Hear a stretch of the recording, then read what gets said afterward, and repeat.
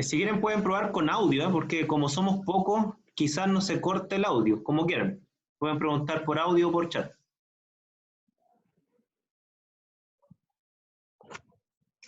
No, la segunda evaluación, si quieren me la mandan hasta mañana, no hay problema, ¿ya? No hay problema, mañana a cualquier hora. ¿Estamos? Y como les dije, como somos pocos, puede ser que funcione el audio, así que si quieren hacer preguntas vía audio también lo pueden hacer, ¿ya? Si no funciona, les voy a decir que corten el audio, no hay problema. A ver, quería saber si es que en la parte de ontología que vimos hasta la última clase, si tienen alguna consulta, alguna duda.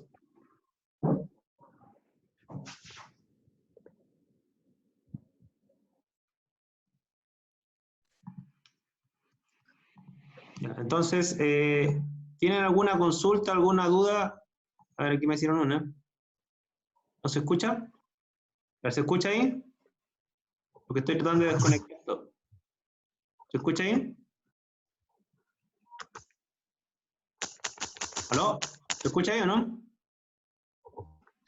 Ahora se escucha un poco mejor. Ya se escucha un poco cortado, ya. Entonces, traten de dejar solamente el tema del chat, lamentablemente. Y corten lo que sea audio y video, por favor, para que quedemos lo más fluido posible, ¿ya? Cualquier cosa que quieran acotar me la plantean por chat, ¿ya? Vuelvo a hacer la pregunta, y lo voy a escribir aquí por el chat, ¿no es cierto? ¿Tienen alguna consulta de lo visto hasta ahora?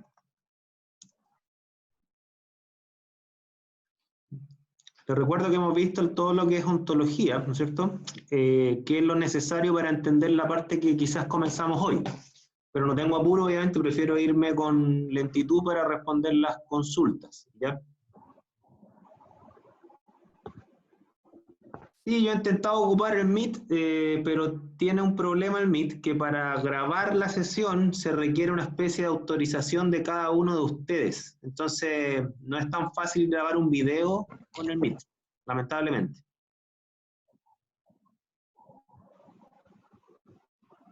Ok, entonces por eso ocupo el Zoom yo. ¿Alguna consulta de lo que hemos visto hasta ahora?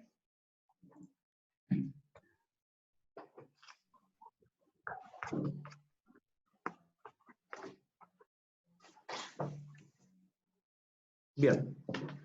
Miren, yo quería conversar con ustedes porque, bueno, yo ya estoy a punto de terminar de corregir la primera sesión y me di cuenta que hay una especie de confusión que ha sido reiterada en varias evaluaciones, que tiene que ver con la relación entre sistema y propiedad emergente. Ya he visto esa confusión bastante frecuentemente y quiero aclararla antes de pasar a la segunda parte.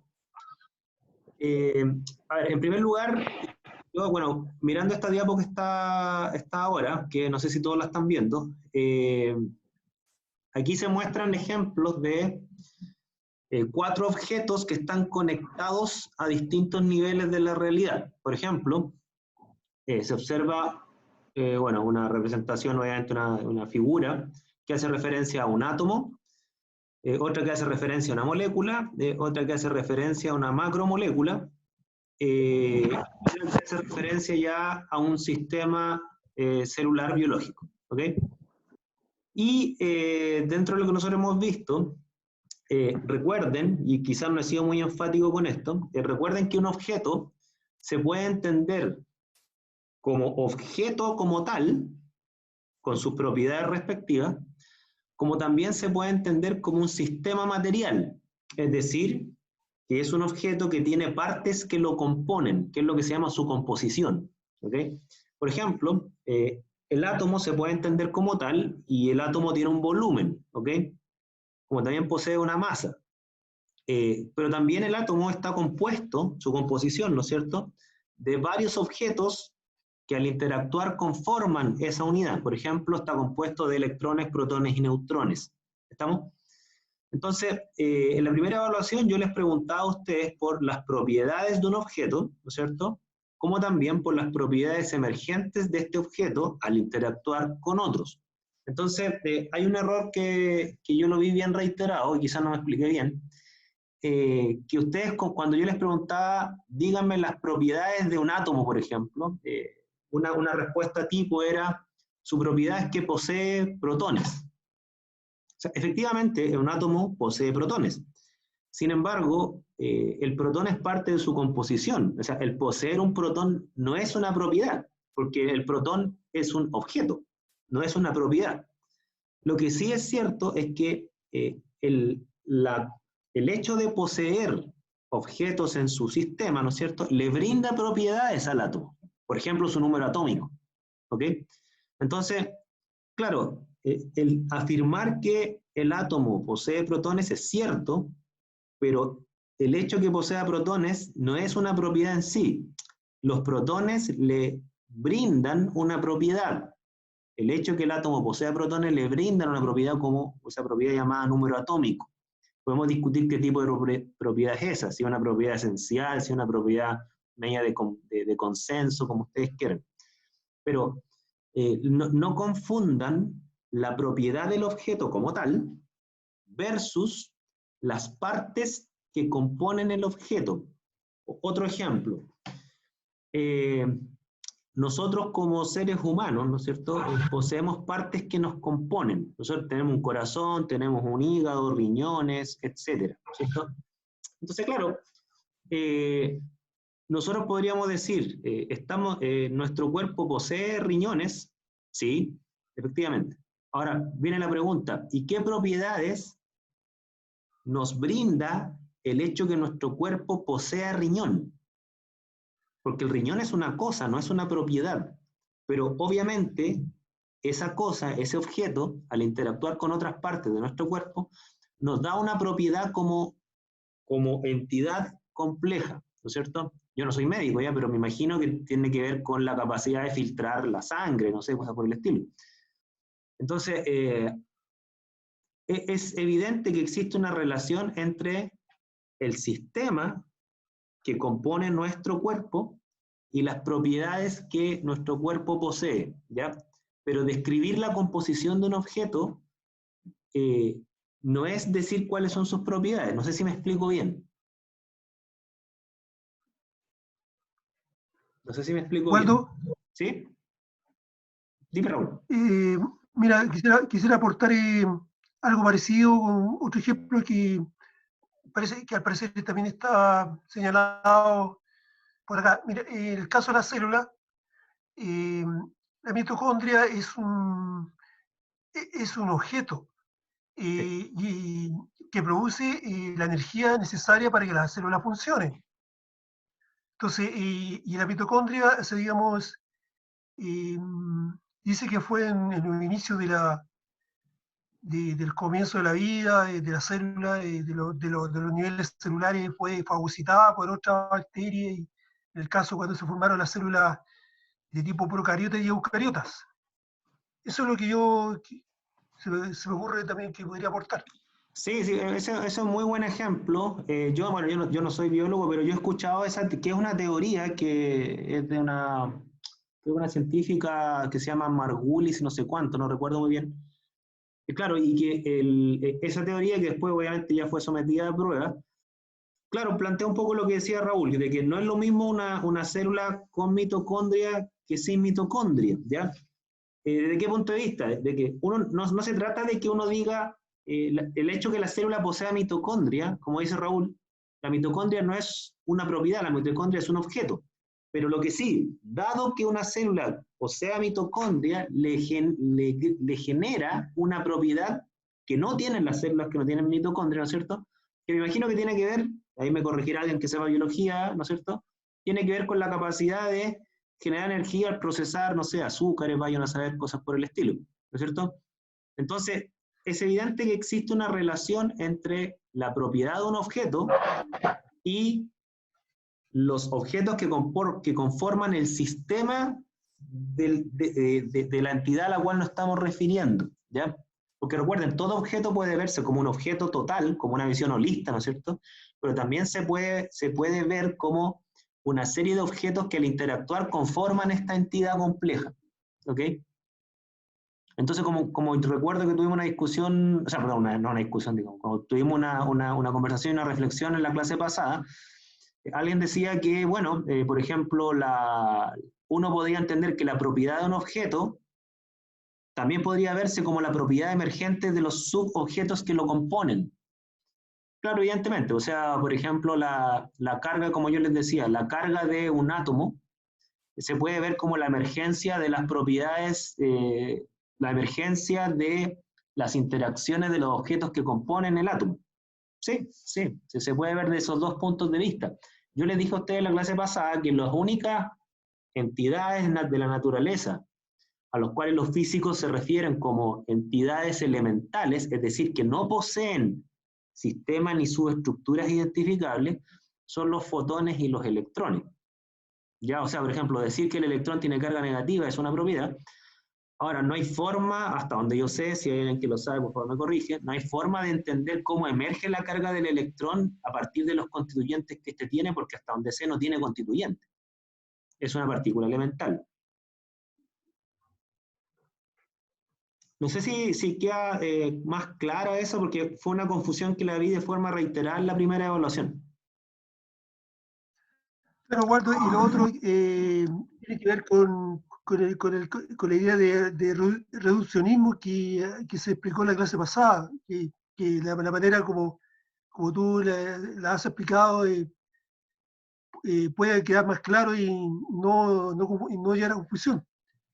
Sí, sí, claro, es súper importante, ¿no es cierto?, de no caer en el reduccionismo, que tuvimos una discusión bien extensa la otra vez, ¿no es cierto?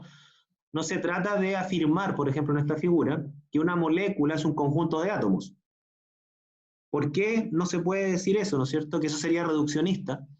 Porque las propiedades de una molécula, muchas de las propiedades que poseen las moléculas no lo poseen los átomos aislados. Esa es una cosa, ¿no es cierto? Pero también hay que entender que la emergencia de las propiedades moleculares se deben a las interacciones de los átomos, que hace que algunas propiedades de estos mismos átomos desaparezcan y otras nuevas emerjan producto de esta interacción. Esa es una visión sistemista, ¿ya? Que es objeto más estructura, la estructura es la suma de interacciones, eso da la complejidad. Entonces uno no cae en un reduccionismo ni hacia abajo, en el caso de las moléculas pensar que es solamente un conjunto de átomos, ¿no es cierto? Y tampoco caer en un reduccionismo hacia arriba, que mucha gente le llama eso holismo, ¿no es cierto? De pensar que la molécula es una entidad inanalizable y que sus propiedades solo se pueden describir como un todo, pero no se pueden analizar, no se pueden comprender su origen. Eso sería como una especie de reduccionismo hacia arriba o holismo, ¿no es cierto? Lo que nos muestran al menos las ciencias naturales es que la visión es más sistémica desde ese punto de vista, ¿ya? Esa es la razón por la cual, ¿no es cierto? Obviamente ustedes pueden criticar lo que yo voy a decir. Esa es la razón por la cual yo creo que la química, por ejemplo, como disciplina, está conectada con la física. No es reducible a la física, ciertamente, pero sí está conectada con, porque si bien es cierto, yo no puedo entender la reactividad desde una teoría de la física, por cuanto la física tiende a tomar las partículas más aisladas y algunas interacciones con propiedades más simples, ¿no es cierto? Pero si yo quiero explicar cómo emerge la reactividad, un ataque nucleofílico, yo necesito también parte de las propiedades de las entidades que conforman una molécula. Por eso la química está conectada con la física, y por eso la biología está conectada con la química, porque sin reducirse a esta, ¿no es cierto? Nadie dice que un ser vivo es un conjunto de moléculas. No, posee moléculas, sí, pero interactuando y formando estructuras complejas y propiedades emergentes. Entonces, la complejidad de la biología no es reducible a la química, pero sí se puede entender en parte la emergencia de esta desde la química, ¿ya? Entonces, explicar no es lo mismo que reducir, esa cuestión hay que tenerla como muy, muy presente. Y si uno empieza a escalar más allá, es evidente que aquí se generan algunas controversias que quizás no nos competen a nosotros que estamos más en las ciencias naturales, pero hay quienes afirman que la psicología, por ejemplo, no puede estar desconectada de la biología por la misma razón. Por la misma razón que la biología no está desconectada de la química, la psicología no puede estar desconectada de la biología. Y de ahí emergen, por ejemplo, las conexiones. Por eso existe la químico-física, Por eso existe la bioquímica y por eso existen las neurociencias cognitivas, tengo entendido, como también se plantea que no puede estar desconectada la sociología de la psicología. ¿Ok? Esa es una visión sistemista de lo que es la realidad y de lo que es el conocimiento, ¿ya? Pero lo anterior, insisto, es muy controversial, sobre todo en campos culturales fuera de las ciencias naturales. Dentro de las ciencias naturales, no sé, esto no, ni es tema, honestamente, no he visto grandes controversias en esto. Los que polemizan un poco son polémicas súper tibias. Por favor, más preguntas, dudas, porque vamos a cambiar de tema si es que ustedes no tienen preguntas. Entonces quiero que quede lo más claro posible esto. Waldo, la visión sistémica, tal como tú lo planteas, es muy poderosa por digo, valga la redundancia, por el poder explicativo que tiene de la materialidad, de la realidad.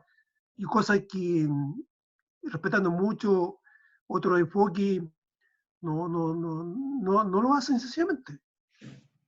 Fíjense que el comentario que da Raúl es bien importante, porque Raúl tiene un magíster en didáctica y él conoce las visiones que también son un poco contrarias a esta idea sistemista de conectar, por ejemplo, disciplinas científicas que están más hacia las ciencias sociales o humanidades, ¿no es cierto? Como la psicología o la sociología, o la historia, ¿no es cierto? Con las ciencias naturales. Hay visiones culturales y disciplinas que ven eso como una aberración, ¿ya? Nosotros quizás tenemos el trabajo bastante fácil acá, porque nosotros estamos planteando digamos, tratar de entender la epistemología de las ciencias naturales, y quizás no deberíamos meternos en esta discusión, pero tampoco se trata de hacerle el quite o censurarla. O sea, yo personalmente me gusta la controversia como herramienta educativa.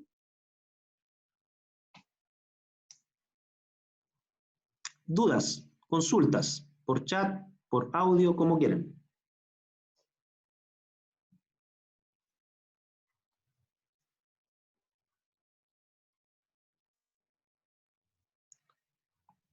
Ok.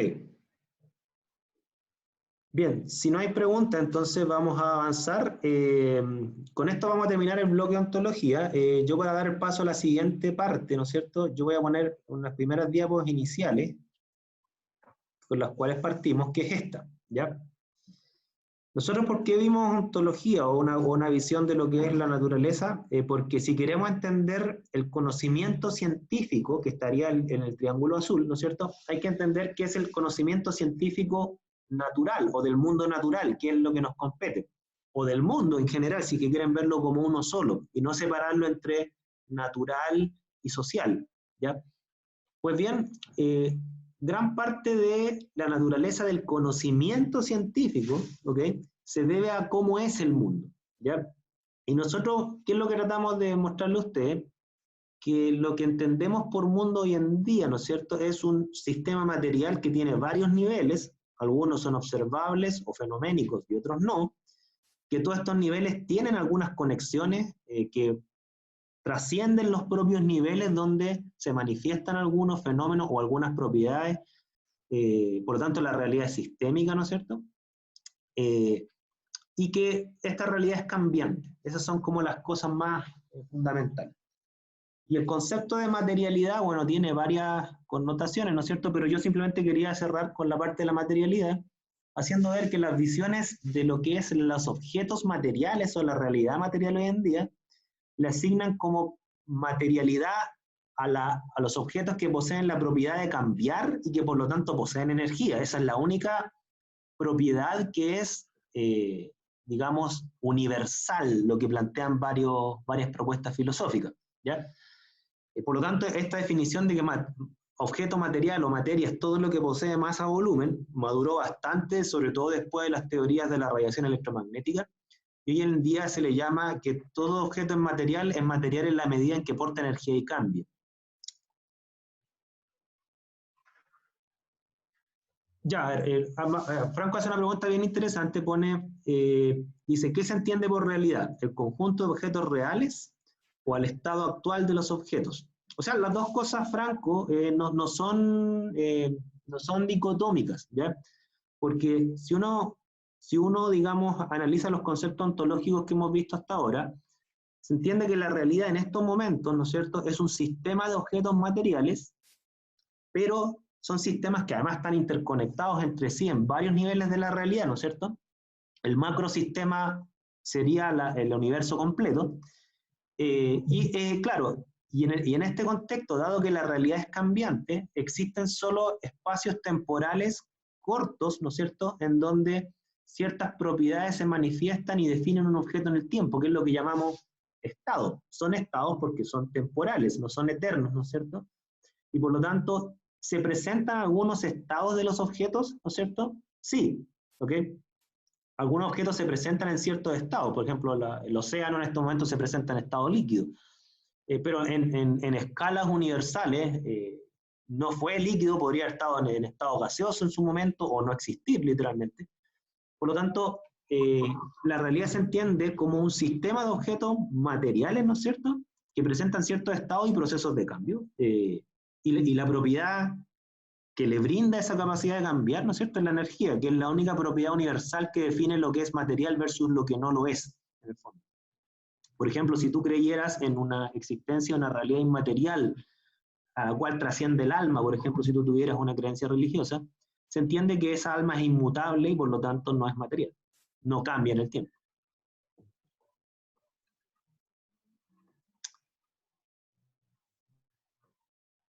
Ya, leo lo que dice Franco. Dice, yo encuentro que aunque no son exclusivos, entiendo que es excluyentes, quería decir, el uno del otro, sí se presentan diferencias conceptuales. Si el tiempo es una propiedad, entonces se organizaría la actualidad de los estados en torno a una propiedad de los mismos. Bueno, efectivamente lo que dicen lo físico, al menos respecto al tiempo, es que, como tú bien dices, el tiempo y el espacio son propiedades del universo. O sea, en el fondo no existía el tiempo antes de existir el universo. Por eso esa pregunta de respecto al tiempo, ¿no es cierto? De hecho, Stephen Hawking lo muestra muy bien en su libro, La historia del tiempo. El tiempo es una propiedad del universo. Entonces, claro, aquí dice, es una propiedad, entonces se organizaría la actualidad de los estados en torno a una propiedad de los mismos. Claro, mira, si tú te vas a las definiciones, por ejemplo, ¿qué es un hecho? Y tú te vas a un diccionario de filosofía, yo le recomiendo que cuando ustedes busquen definiciones, váyanse al diccionario Stanford de filosofía.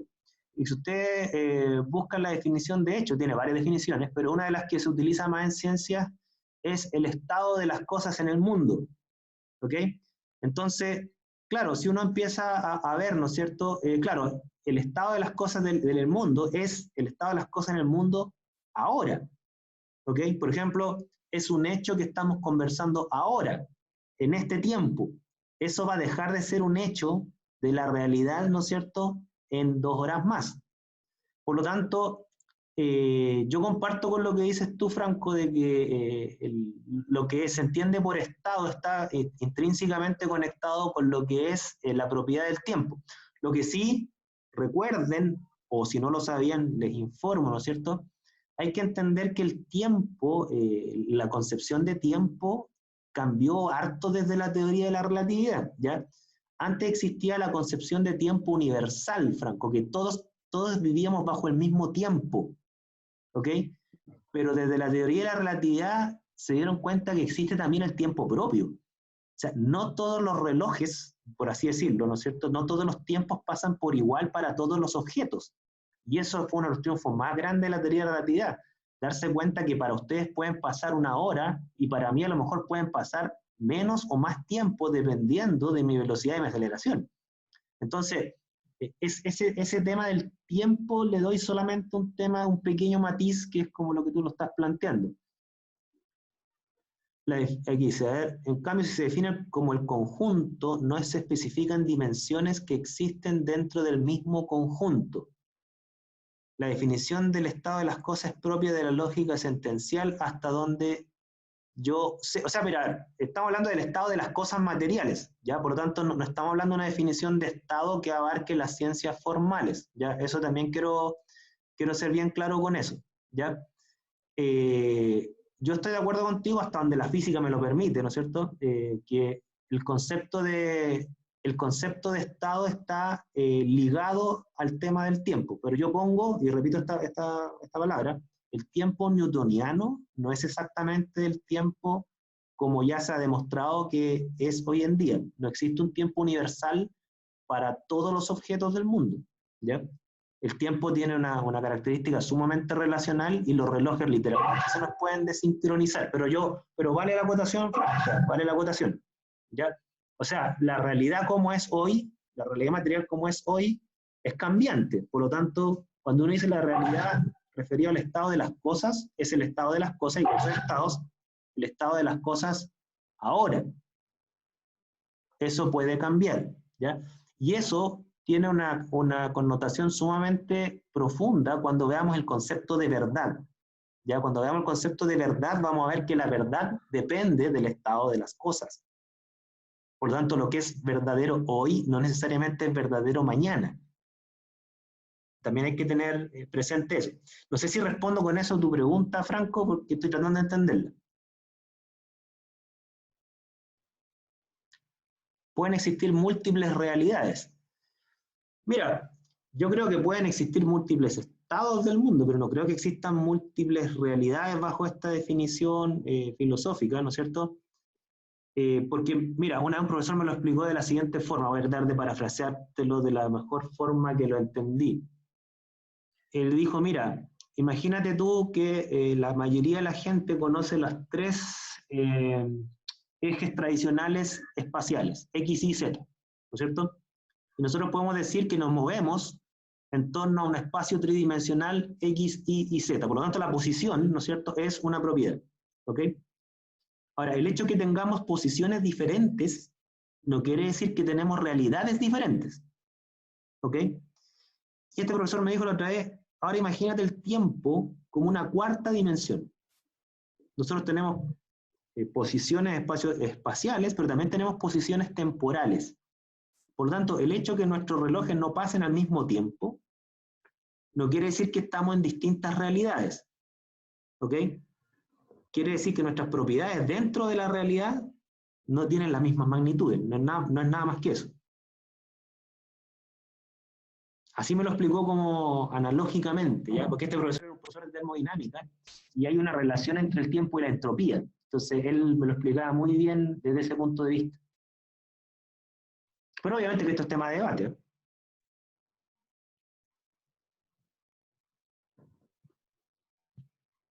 Más preguntas, por favor.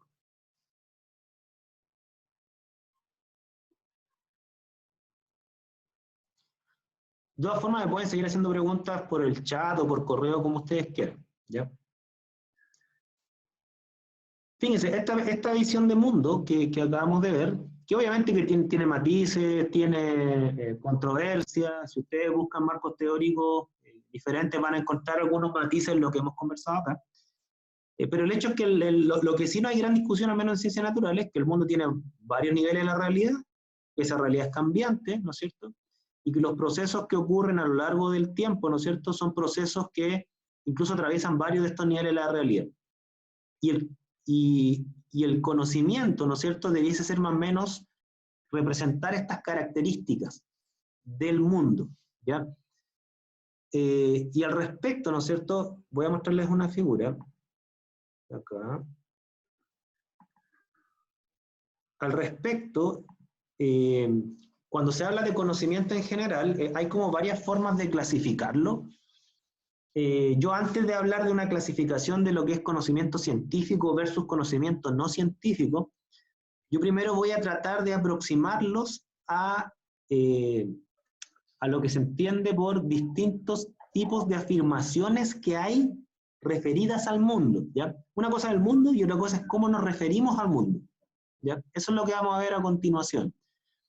Esto no quiere decir que yo voy a hablar necesariamente de ciencia hasta ahora, ¿ya? Yo simplemente voy a hablar de dos formas de referirse al mundo, ¿ok? Hay más clasificaciones, insisto, voy a tomar una de ellas, y la elegí solamente con fines pedagógicos, ya no es porque sea la clasificación más importante ni nada por el estilo. Miren, aquí yo tengo una fotografía, ¿no es cierto?, de animales marinos del fondo marino, ¿ok? O sea, le estoy mostrando una fracción del mundo, el mundo submarino, ¿ok? Yo le digo a usted, díganme qué ven. ¿Qué ven en la foto? No les digo que están en el fondo marino, pero si ustedes estuvieran en el fondo marino y estuvieran viendo esto, y yo les digo, ¿qué ven?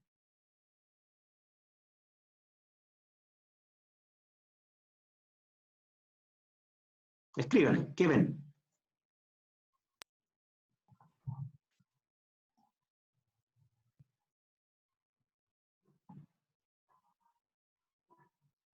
Los leo.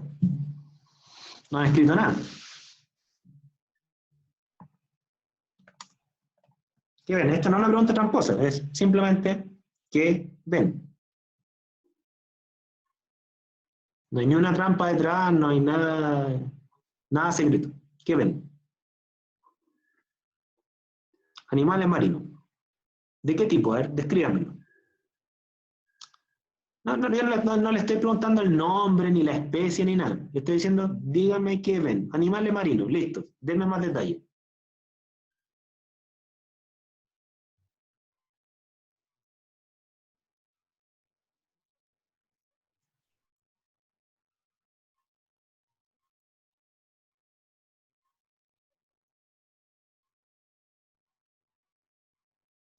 Ya, esto uno lo ve a profundidades muy grandes, ¿no es cierto? Donde no llega luz, precisamente. Se ve un pez feo y una especie de alga que brilla, ¿no es cierto? Ya, ven un brillo, ¿no es cierto? Y algo que parece un alga. ¿Ok? Ya fíjense que todo lo que ustedes me están diciendo, ¿no es cierto? Ya, mira, Franco, ya, aquí hay dos tipos de afirmaciones. Miren. Ya, lo que dice, por ejemplo, Carolina es un pez feo, ¿no es cierto? Que me imagino que te refieres al pez de la izquierda, ¿no es cierto? Que es el único pez que creo que hay ahí. Un pez feo. Ya, lo que dice Carolina, ¿no es cierto? Es lo que los sentidos y sus emociones le entregan, ¿no es cierto? Porque de que se ve un pez ahí, ¿no es cierto? Ok, se ve un pez que a Carolina, y me imagino que a todos nosotros les parece feo, sí, ¿no es cierto? No va a faltar el que lo encuentre hermoso, ¿no es cierto? Pero bueno, hay gente que lo encuentra feo. Entonces Carolina lo que me está diciendo es, me está describiendo el mundo directamente desde sus sentidos. ¿Ok? Franco, por su parte, dice, parecen multicelulares. ¿Ya? Ya. Franco hace una afirmación del mundo, pero lo que él está afirmando no lo ve. Las células no se ven a simple vista, salvo que sean células gigantes, que no sé si hay alguna suficientemente grande para verla así tan simple. ¿Ya? Pero en lo que se refiere a esta fotografía, yo no sé si son multicelulares, y por eso Franco dice parecen multicelulares. Tanto Carolina como Franco afirman cosas del mundo, ¿ya? Pero lo que afirman no tiene la misma clasificación. Carolina afirma lo que sus sentidos le entregan, Franco afirma lo que su interpretación del mundo le genera. ¿Ok? Fíjense, voy a tomar otra. Esta es más difícil. ¿Qué ven? Siguiente ejemplo. ¿Qué ven?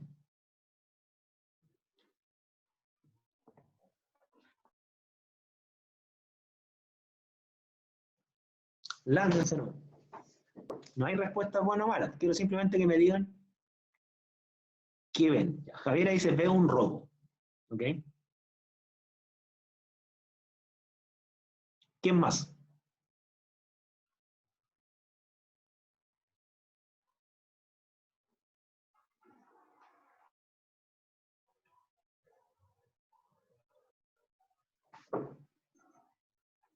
¿Qué más ven? Javiera dice un robo. ¿Qué opina el resto? ¿Ven lo mismo?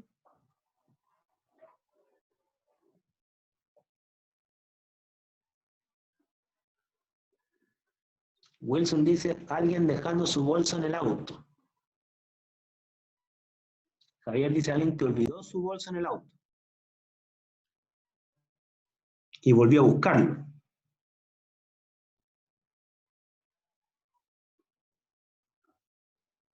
O sea, fíjense que todos ustedes están construyendo afirmaciones en torno a esa figura, Y son afirmaciones que no son iguales. Esteban dice, parece que hace frío porque está con cuello.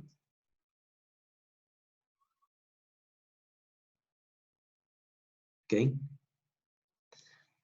Ya miren, esta cuestión que estoy haciendo ahora es súper importante y pongan harta atención. Ya Wilson dice, se ve nublado. Y lo conecta con, por eso el cuello.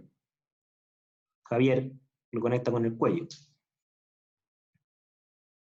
Ya. Esto que estamos haciendo ahora es súper difícil, ¿eh? Porque fíjense, cuando usted, o sea, nosotros los humanos tenemos una característica que a mí siempre me ha llamado la atención, que nos cuesta un montón separar lo que yo veo de lo que yo creo. ¿Ok? Gran parte de lo que ustedes han afirmado, casi todo lo que ustedes han afirmado respecto a esta figura, no es lo que ustedes ven, es lo que ustedes creen.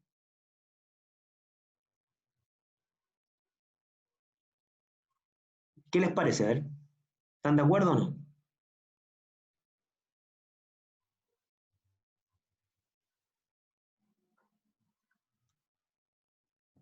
O sea, lo que ustedes están afirmando respecto a esta figura son ideas que surgen de observar esta figura. Pero salvo un par de excepciones, creo yo, pero no están diciéndome realmente lo que ven, están diciendo lo que creen que explicaría lo que ven. Porque, por ejemplo, les voy a hacer una pregunta bien concreta. Separen sus creencias respecto a esta figura de lo que realmente esta figura les entrega directamente. Yo les digo, denme afirmaciones de lo que realmente se observa en la figura, no lo que ustedes creen que está pasando en base a esa figura. Este ejercicio es súper difícil para nosotros los humanos, súper difícil. ¿Qué ven así? Que no tiene interpretación. ¿Qué ven? A ver, ya fíjense, tomamos lo que dice Esteban. Miren. Esteban dice, veo un hombre con un bolso. Solo veo eso. Ya, miren, déjame poner en duda, porque son dos afirmaciones. Ves un hombre, número uno, y número dos, esa persona, ¿no es cierto?, tiene un bolso. Pero ¿por qué tú crees que es hombre?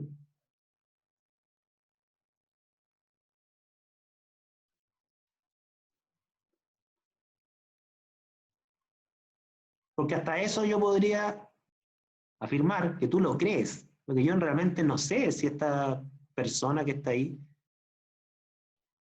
asumiendo que no es un maniquí, por supuesto, no vamos a hacer, digamos, tan enrevesada esta discusión. Supongamos que hay una persona, efectivamente, no es un maniquí ni nada, pero afirmar que es hombre ya es aventurado, ya tiene cierto grado de interpretación. Que hay un bolso ahí, ¿no es cierto? Sí, yo podría estar de acuerdo contigo que sí, tiene un bolso en la mano. Sí, me cuesta encontrar interpretación a eso. A pesar que uno podría igual buscar la interpretación a todo, digamos, pero tratando de buscar interpretaciones que sean justificables y no tan de ciencia ficción, ¿no es cierto? Pues bien, tiene un bolso en la mano. Pero que es hombre, yo entiendo que quizás tú, Esteban, puede que lo digas porque tiene las manos grandes, eh, tiene como una especie de polerón que quizás es más propio de los colores que tienden a ocupar los hombres, pero en estricto rigor podría ser una mujer, con mano grande. No sé si no sé si me hago entender.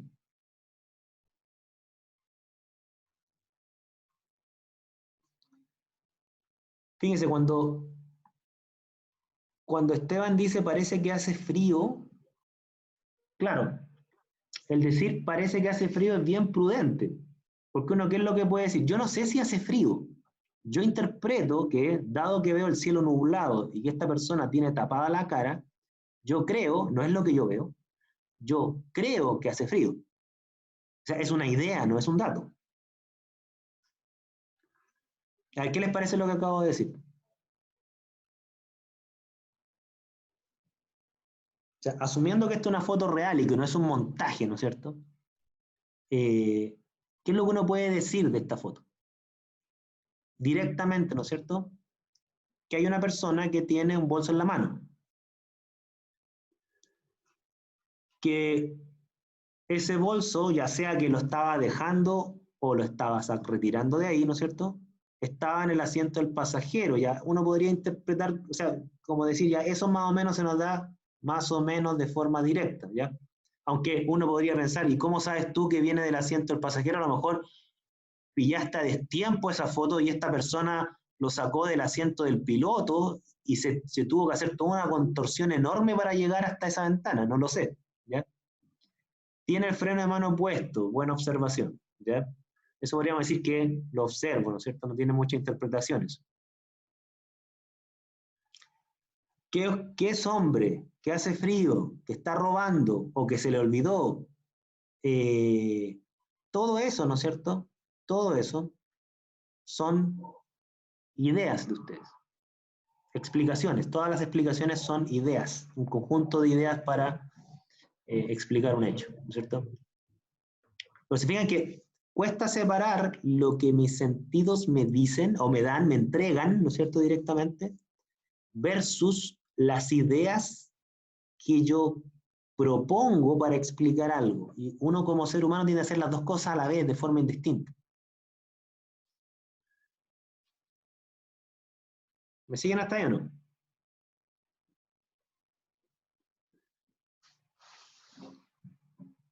Si ustedes se van como si ustedes se van a las definiciones, bueno, hay varias definiciones de datos. Yo una que encontré en un libro hace hartos años atrás, me gustó mucho porque era bien corta, decía dato. Dato es lo que nos es dado de forma directa.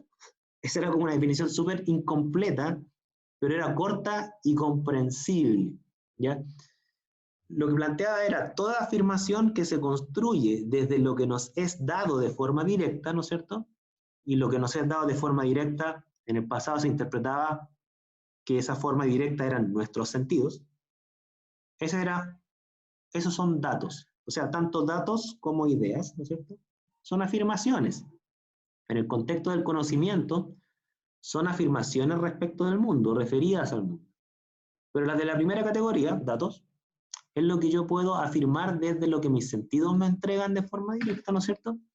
Y las ideas serían lo que ustedes, es todo lo que ustedes afirman del mundo, pero que no pueden verlo, ni pueden captarlo de forma directa. O sea, lo están suponiendo.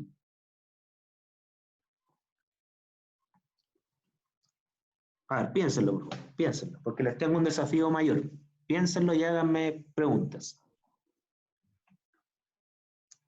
Piensen en ejemplos, contraejemplos, refutaciones, algún caso que quieran compartir, ¿no es cierto?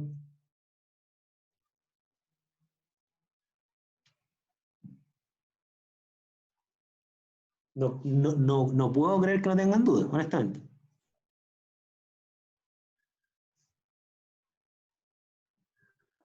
Waldo, ¿Sí?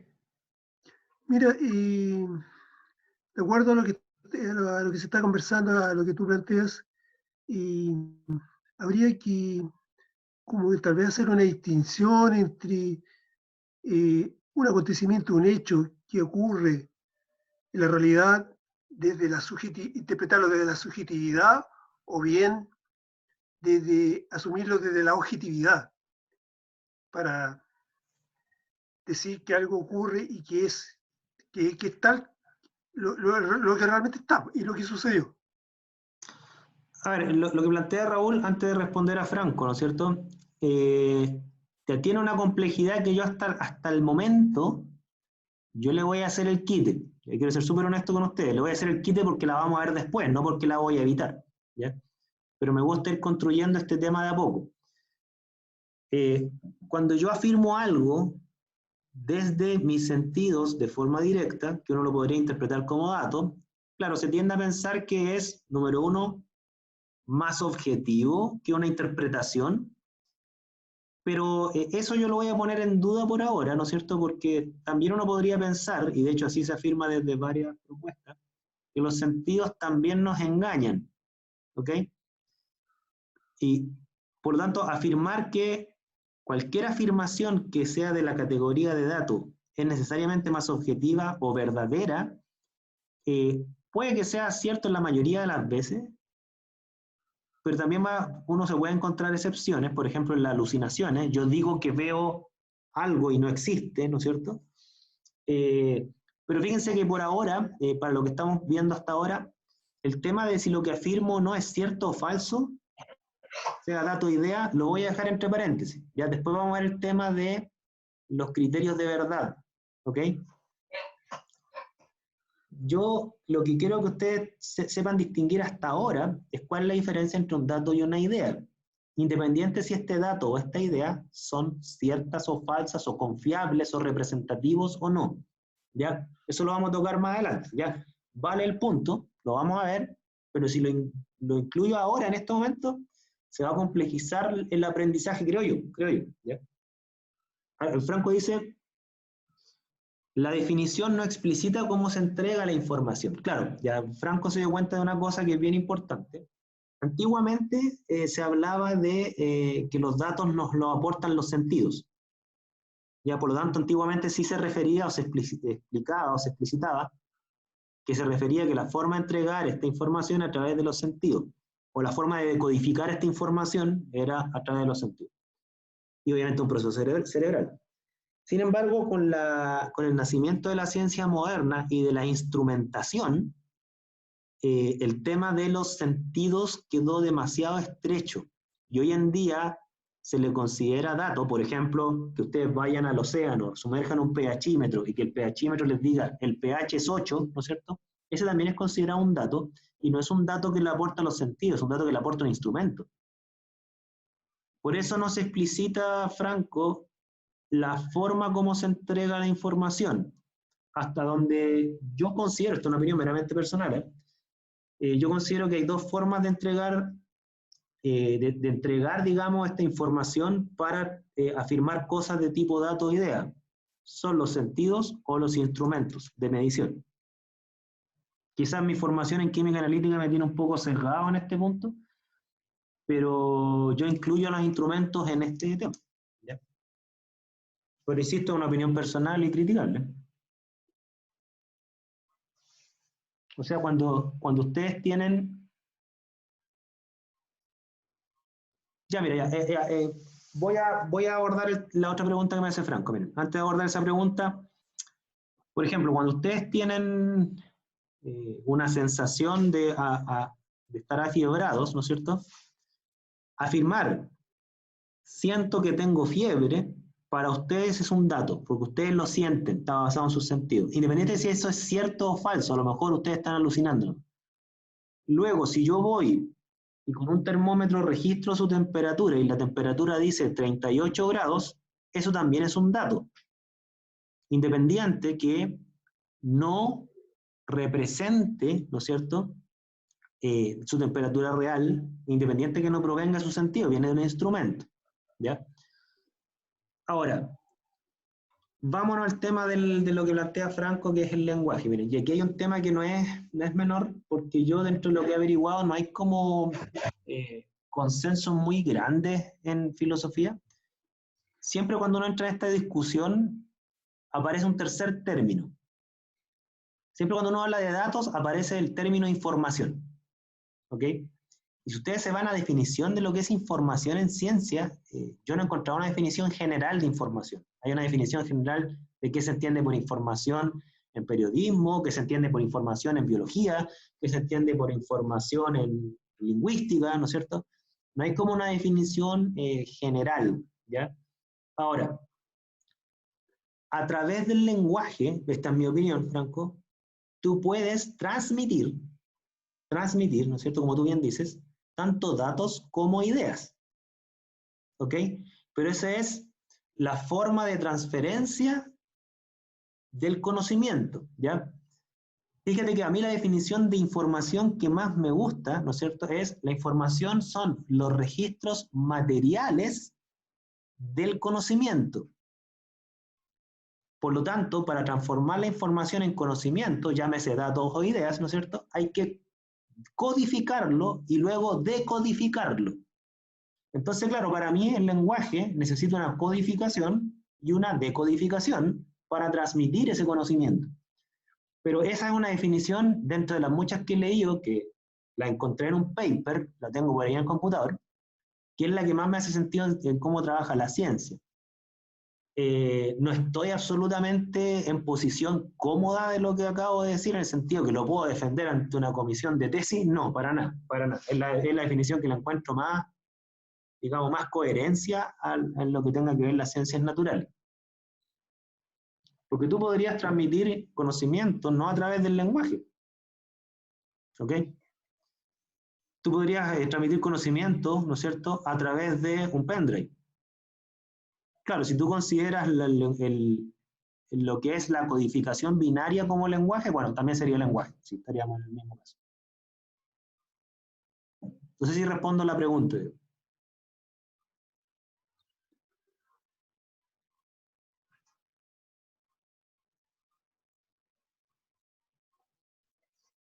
Ok. A ver, ¿alguna duda alguna pregunta de lo que, en qué se parecen y en qué se diferencian los conceptos de dato y de idea?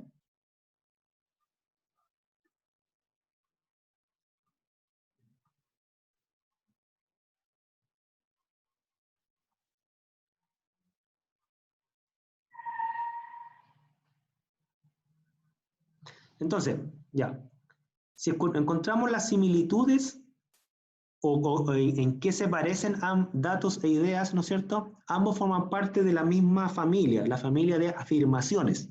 Tanto datos como ideas, en el contexto del conocimiento del mundo, ojo, repito, estoy hablando en el contexto exclusivamente del conocimiento del mundo, ¿ya? Tanto datos como ideas son afirmaciones respecto al mundo, o referidas al mundo, ¿ya? Sin embargo, ¿en qué se diferencian? En que los primeros, los datos, ¿no es cierto?, son afirmaciones que surgen directamente desde nuestros sentidos, como también desde nuestros instrumentos. Ese es un agregado que le puse yo por mi formación analítica. Yo creo que los instrumentos también aportan datos. Por el lado de las ideas, ¿no es cierto?, son afirmaciones respecto al mundo de las cuales yo no tengo acceso a lo que estoy afirmando y por lo tanto lo supongo. Por eso son supuestos o conjeturas las ideas.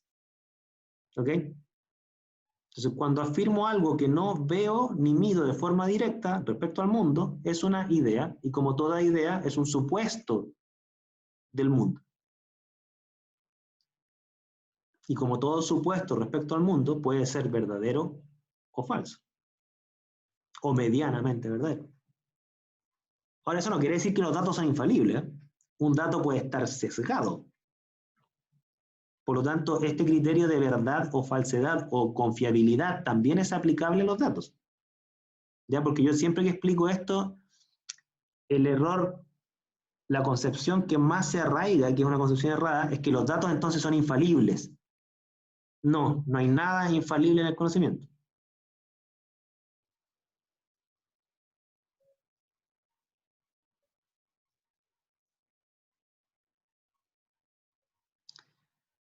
Claro, cuando tú dices, esta persona está triste, ¿no es cierto? Está en un estado de tristeza, ¿no es cierto?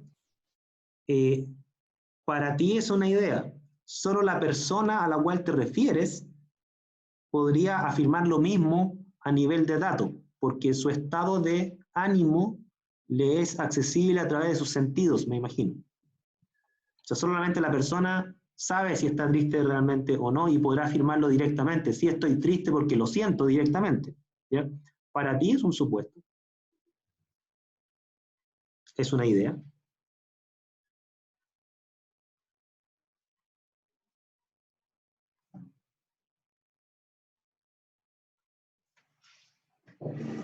Denle nomás, pregunten. Más ejemplos, algo que los aprobleme.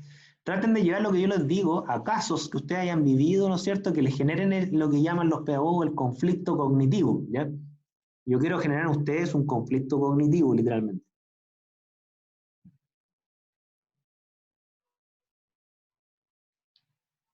¿Alguna otra afirmación, caso que quieran ver?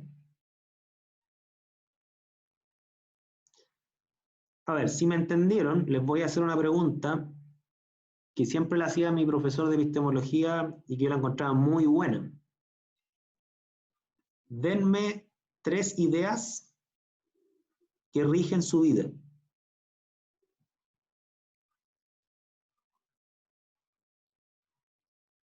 Tres ideas. A ver. Aquí me parecen 13 personas, de las cuales 2 somos profesores. Así que espero escuchar 3 ideas de 11 personas. O ya, no pongamos 3. Una idea que rige su vida. O que una idea que ustedes tienen que... Ya, Franco dice la idea de que la vida es una sola, ¿no es cierto? Esa es una idea. Y obviamente en base a esa idea uno toma decisiones, actúa y opina. Pero es una idea, no sabemos, como no tenemos acceso a un más allá o un más acá en su totalidad, va a ser una idea, ¿no es cierto? Súper. ¿Quién más? A lo mejor hay más de una vida, a lo mejor cuál videojuego cada uno de nosotros tiene 3 vidas, ¿no es cierto? No lo sabemos.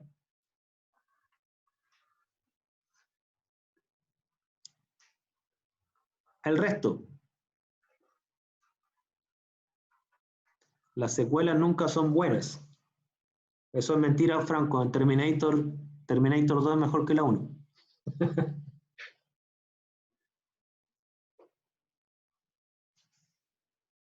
Pero esa es efectivamente una idea, ¿no es cierto? Es una idea. ¿Quién más? Lánzese una idea.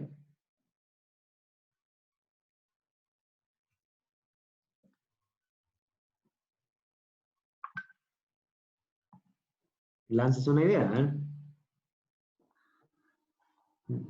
O ustedes basan su vida solo en datos. Gente que le gusta no correr riesgos. Existen las causas, ¿sí? Esa es una idea, un supuesto científico, normalmente. Miren, yo les voy a dar una idea. A mí me gusta el humor negro, así que disculpen. Todos ustedes tienen una idea. La vida no es justa. ¿Ok? Esa es una idea, bien, Esteban. Puede ser cierta o falsa, o puede ser cierta solo para ti o falsa solo para ti, no sé. Pero efectivamente ahí tienes una idea, ya que la justicia no la ves de forma directa, todo lo que afirme respecto a la justicia va a ser siempre una idea. Miren, humor negro. Les voy a decir una idea que a todos ustedes les rige su vida. Y que la puedo decir porque a mí ya no rige mi vida. Pero para mí es un dato. Para ustedes es una idea. ¿Ya?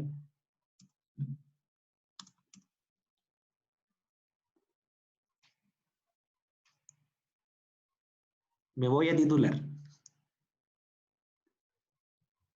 De lo que sea, ¿ya? Profesor de ciencia, bioquímico. En estos momentos, para ustedes es una idea. Yo ya me titulé, ¿ya? Para mí es un dato, ¿ya? Para ustedes es una idea, que esperamos que sea cierta, ¿no es cierto? Y espero que así sea honestamente para todos ustedes. Ahora, ¿por qué es una idea para ustedes?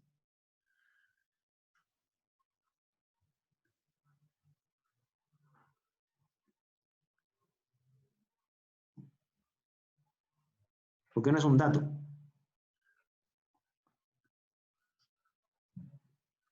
¿La ley de atracción sería una idea? Claro, tú no ves la atracción, ¿ok?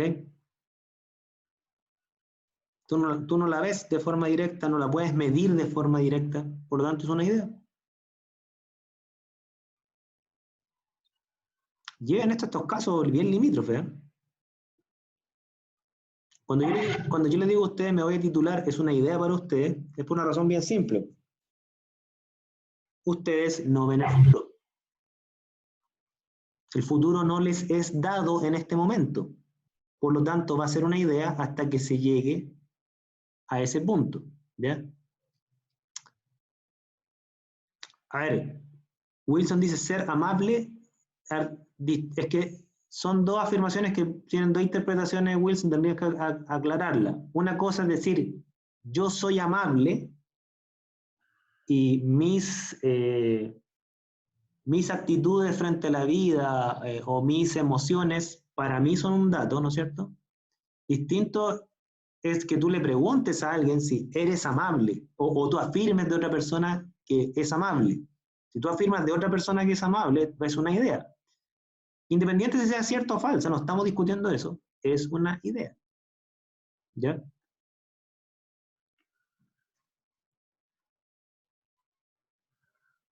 Dime, Esteban.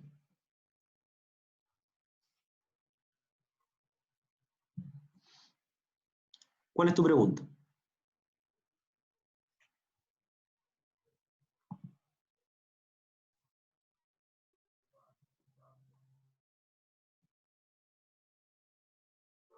¿Vas a hacer una pregunta, Esteban? Disculpa.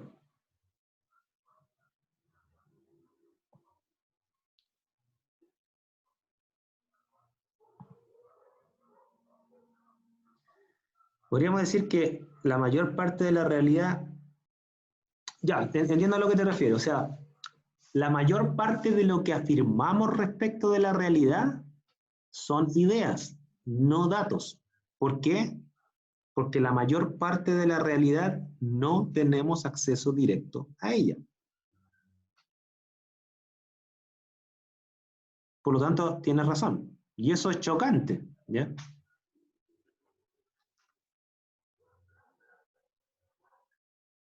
Ahora, el que sean ideas no quiere decir que son falsas necesariamente o que es pura ficción.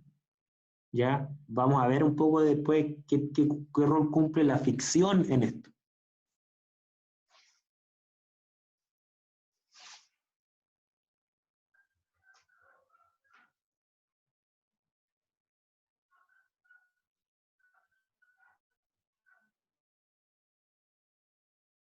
¿Ya?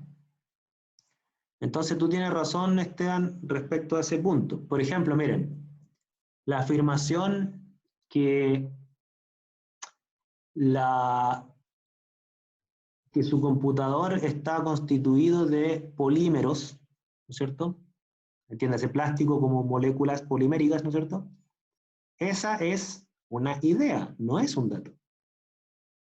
O ustedes ven las cadenas poliméricas así directamente. ¿Tienen ojo molecular atómico?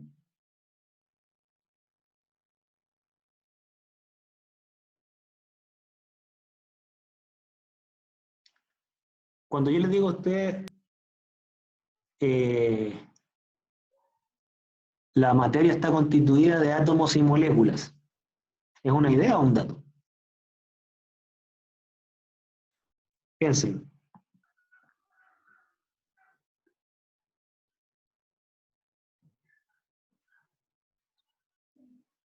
Aquí les tengo una complicada, además de la pregunta de química. La afirmación que nuestro planeta posee forma esférica es una afirmación. ¿Es un dato o una idea?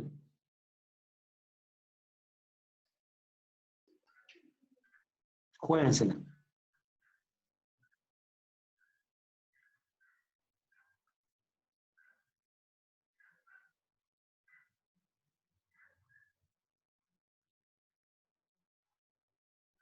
¿Qué opinan?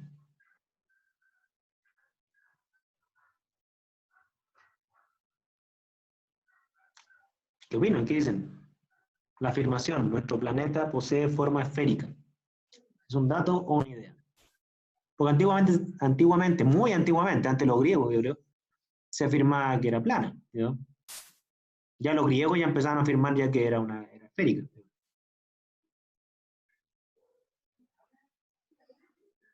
Esteban dice es un dato. ¿Qué opina el resto?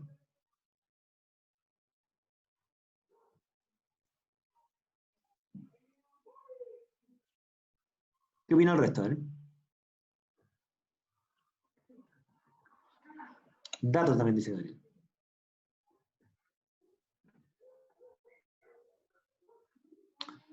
A ver, déjenme ser abogado del diablo. Yo estoy de acuerdo con ustedes que es un dato, pero para hacerlo solamente reflexionar y generarle el conflicto cognitivo.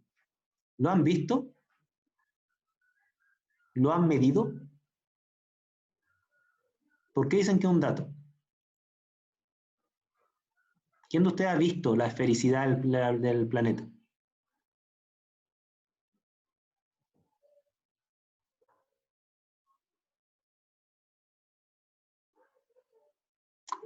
Yo podría acusarlo a ustedes de que en realidad son solo ideas de ustedes. Fíjense la palabra que estoy ocupando, despectiva, a propósito. Son solo ideas, no son datos. Argumento terraplanista, entre paréntesis. Yo tengo un amigo terraplanista aunque no lo cree. ¿Ya? Son solo ideas de ustedes. Yo tengo otra idea que es plana.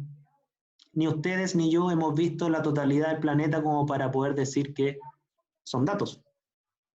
Ese sería un argumento terraplanista. Yo obviamente no estoy de acuerdo con eso, pero les quiero hacer dudar, nada más que eso. ¿Ya?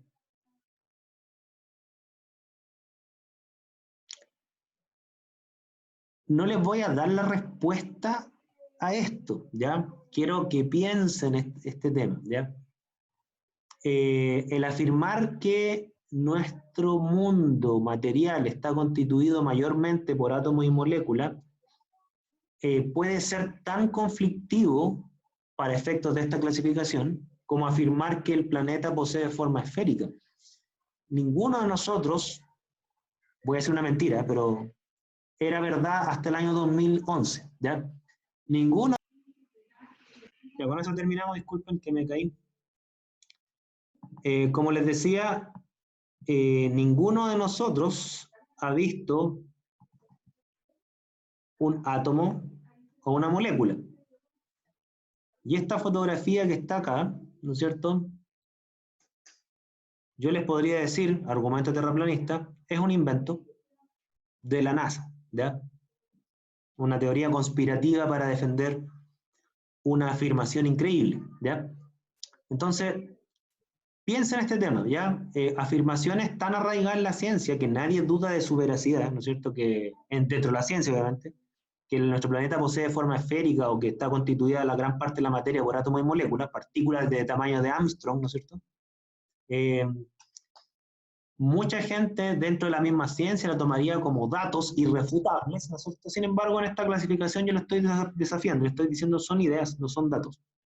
Piénsenlo, ya lo vamos a trabajar la próxima clase. Piénsenlo, quiero dejarlos pensando, ¿ya? ¿Alguna duda? Consulta, porque ya no está pillando la hora.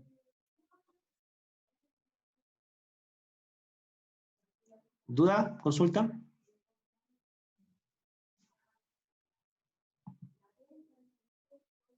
¿Dudas?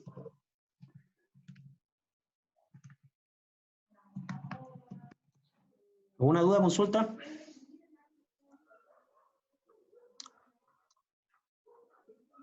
Bien. Si no hay dudas y consultas, vamos a quedar hasta aquí. En la próxima clase continuaremos desarrollando este tema de las ideas y los datos. Ya entraremos a qué es una idea científica, ¿ya? Pero antes de hablar de lo que es una idea científica, quiero que tengan mucha claridad de qué es una idea, diferenciarla de datos, para después ir a qué es una idea científica y después ir a la pregunta cómo se generan las ideas científicas, ¿ya? Por lo menos es el orden que he decidido de cómo llevar el curso, pero obviamente estoy abierto a recomendaciones. Quedamos hasta aquí entonces. Cuídense, que estén bien. Chao, chao.